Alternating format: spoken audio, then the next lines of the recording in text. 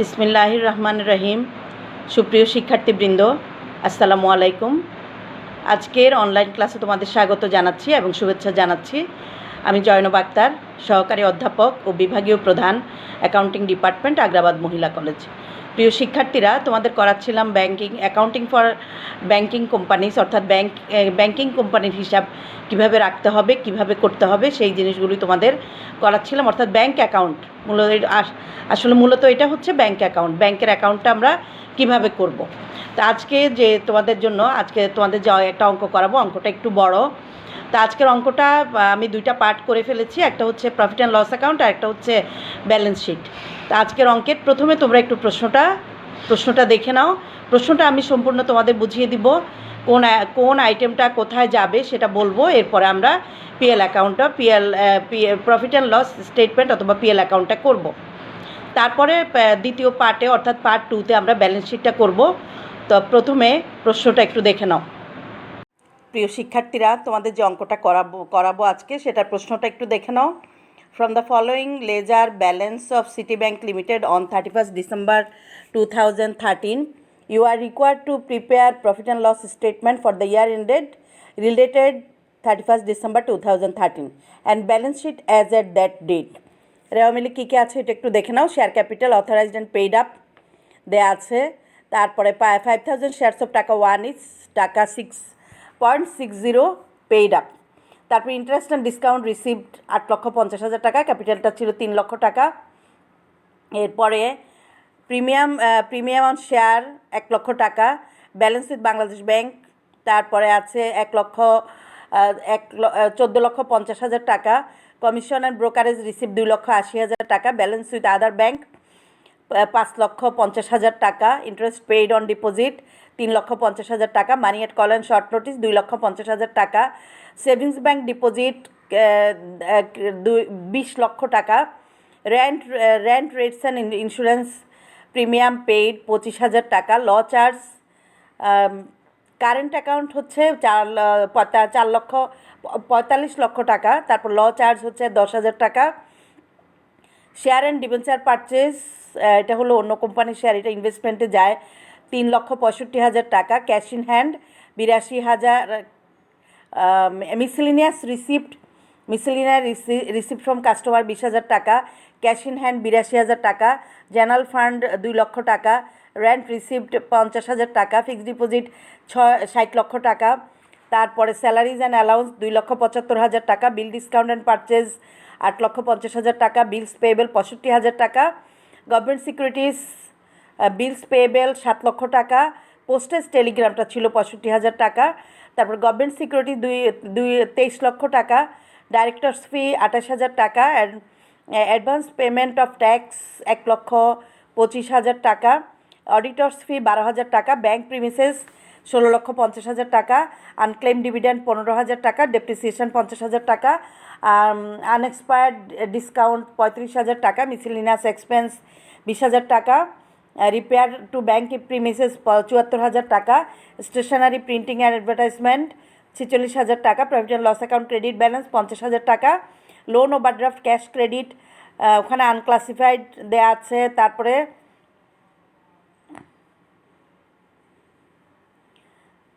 Substandard দেওয়া আছে, তারপর হচ্ছে ডাউটফুল দেওয়া আছে, ব্যাড দেওয়া আছে। সবগুলো মিলে একটা 30 লক্ষ, একটা 20 লক্ষ, একটা 8 লক্ষ, 2,23,000 টাকা। এরপরে ব্রাঞ্চ অ্যাডজাস্টমেন্ট ডেবিট 4,75,000 টাকা, ইন্টারেস্ট এক্রুড অন ইনভেস্টমেন্ট এটা হচ্ছে 25,000 টাকা। এই হচ্ছে রেওয়া মিল। আর সমন্বয়গুলো একটু বলি তোমাদের, সমন্বয়ের মধ্যে কী কী আছে। সমন্বয়ের মধ্যে আছে প্রথমে প্রোভাইড ফর ট্যাক্সেশন 20,000 টাকা, dividend declared at the rate of 10% for the ইয়ার। এরপরে আছে the management has decided to create a specific provision of টাকা 50,000 হবে, এখানে 5 লক্ষ টাকা আসছে, 50,000 and general provision for unclassified advance 30,000 টাকা। Transfer to general reserve 20,000, the market value of the share and debenture 3,40,000, transfer to investment fluctuation fund 20,000, bills for collection 5 lakh and acceptance endorsement 10 lakh। এটা হচ্ছে of balance sheet item, এটা balance শিটে আসবে না। Outstanding salaries 10,000, prepaid ল charge টাকা 2,000। এই হচ্ছে অ্যাডজাস্টমেন্টগুলো। বা এডিশনাল ইনফরমেশান, এগুলো প্রত্যেকটা সমন্বয় দুইবার করে এন্ট্রি করতে হবে। কোথায় কোথায় যাবে আমি বলে দিচ্ছি। এবার আমরা অঙ্কে চলে যাই। অঙ্কটা হচ্ছে প্রথমে আজকের লেকচারটা হচ্ছে লেকচার 5 সিটি ব্যাংক লিমিটেডের। আমরা প্রফিট অ্যান্ড লস অ্যাকাউন্টটা বা স্টেটমেন্টটা করব, এরপরে ব্যালেন্স শিটটা করব। এই অঙ্কটা দুইটা পার্ট, আমি আগেই বলেছি। এই প্রথম পার্টে হচ্ছে profit and loss statement.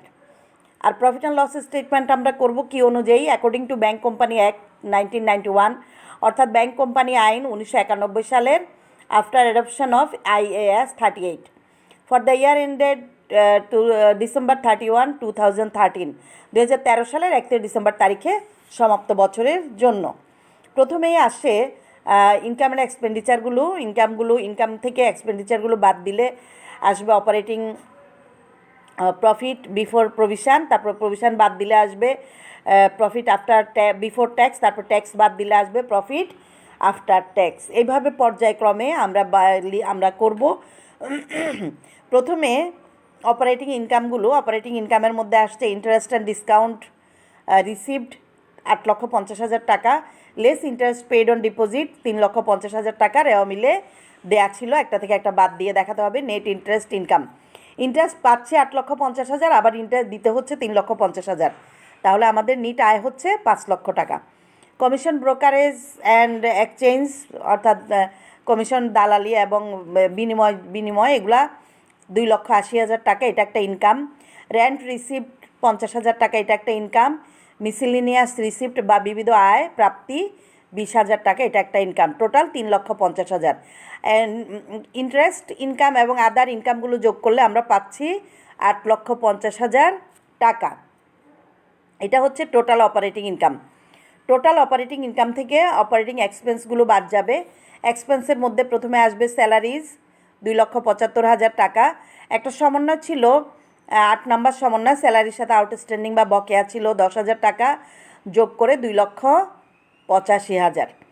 Directors fee and allowance দেয়া আছে 28,000 টাকা। রেন্ট ট্যাক্স অ্যান্ড ইন্স্যুরেন্স দেয়া ছিল 25,000 টাকা, এগুলো আসবে। ল চার্জ একটা ছিল, ল চার্জের সাথে 9 নম্বর সমন্বয় প্রিপেড ল চার্জ টাকা 2,000, অর্থাৎ অগ্রিম আসবে।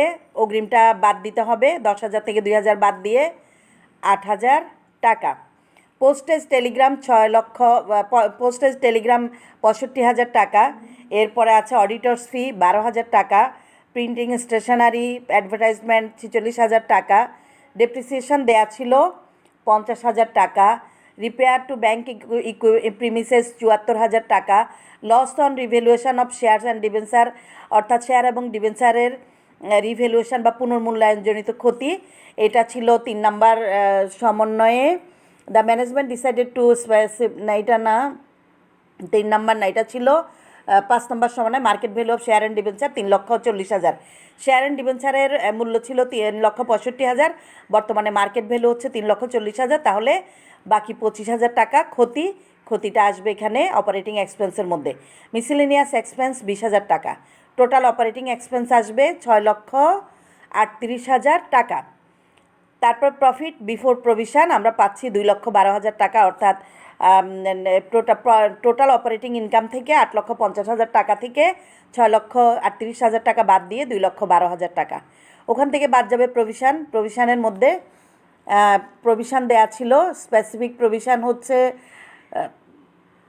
প্রভিশনটা 3 নম্বর সমন্বয় ছিল, যে স্পেসিফিক প্রভিশন দিয়ে দিছে, এটা বিধিবদ্ধ, এটা একদম সঞ্চিত, এটা আসবেই 50,000 টাকা। আর আনক্লাসিফাইড অ্যাডভান্সের উপর ওটা হচ্ছে 30,000 টাকা। আর প্রভিশন ফর ইনভেস্টমেন্ট, এটা হচ্ছে তোমার 6 নম্বর সমন্বয়ের সাথে সংশ্লিষ্ট। Transfer to investment fluctuation fund 20,000 টাকা। এই 3টা সমন্বয় আসবে এখানে প্রভিশনের মধ্যে। এই 3টা হচ্ছে 1 লক্ষ টাকা। 2,12,000 থেকে 1 লক্ষ টাকা বাদ দিলে পাওয়া যাবে 1,12,000 টাকা। এটার নাম হচ্ছে প্রফিট বিফোর ট্যাক্স। আমরা প্রভিশন বাদ দেওয়ার আগের একটা মুনাফা পেয়েছি, সেখান থেকে প্রভিশনটা বাদ দিলাম, তারপরে আমরা প্রফিট বিফোর ট্যাক্সটা পেয়েছি 1,12,000 টাকা। ওখান থেকে ট্যাক্সেশন প্রভিশন আমাদের ছিল 1 নম্বর সমন্বয়ে, প্রোভাইড ফর ট্যাক্সেশন টাকা 20,000 বাদ যাবে, বাদ দিলে হবে 92,000 টাকা। নেট প্রফিট আফটার ট্যাক্স, অর্থাৎ ট্যাক্স বাদ দেওয়ার পরবর্তী মুনাফা 92,000 টাকা। এরপরে অ্যাপ্রোপ্রিয়েশনগুলো, মুনাফা থেকে যেগুলো আমাদের অ্যাপ্রোপ্রিয়েশন বন্টন বাদ দিতে হয় সেগুলো আমরা বাদ দিব। প্রথমেই আসবে স্ট্যাটিউটরি রিজার্ভ বা বিধিবদ্ধ সঞ্চিতি। এটা প্রফিটের উপর, প্রফিট বিফোর ট্যাক্সের উপর 20%, অর্থাৎ 1,12,000 টাকার 20% 22,400 টাকা। জেনারেল রিজার্ভের স্থানান্তর 4 নম্বর সমন্বয় ছিল, ট্রান্সফার টু জেনারেল রিজার্ভ 20,000 টাকা। তারপর ডিভিডেন্ড ছিল 2 নম্বর সমন্বয় 10%, এটা 3 লক্ষ টাকা মূলধনের উপর, ক্যাপিটালের উপর, পেইড আপ ক্যাপিটালের উপর 10%, 30,000 টাকা। এখানে অ্যাপ্রোপ্রিয়েশন বাদ যাচ্ছে 72,400 টাকা, বাদ দিয়ে আসবে 19,600 টাকা রিটেন প্রফিট, সংরক্ষিত মুনাফা। তার সাথে লাস্ট ইয়ার প্রফিটটা যোগ করতে হবে। সংরক্ষিত মুনাফা 19,600 টাকা আর লাস্ট ইয়ার প্রফিট হচ্ছে 50,000 টাকা। তাহলে বাদ দিয়ে দুইটা যোগ করব, যোগ করে যেটা আসছে সেটা হচ্ছে চলতি বছরের প্রফিট সারপ্লাস 69,600 টাকা। তো প্রিয় শিক্ষার্থীরা, অঙ্কটা আমরা শেষ করলাম। প্রথম পর্বটা আমাদের শেষ পর্যায়ে।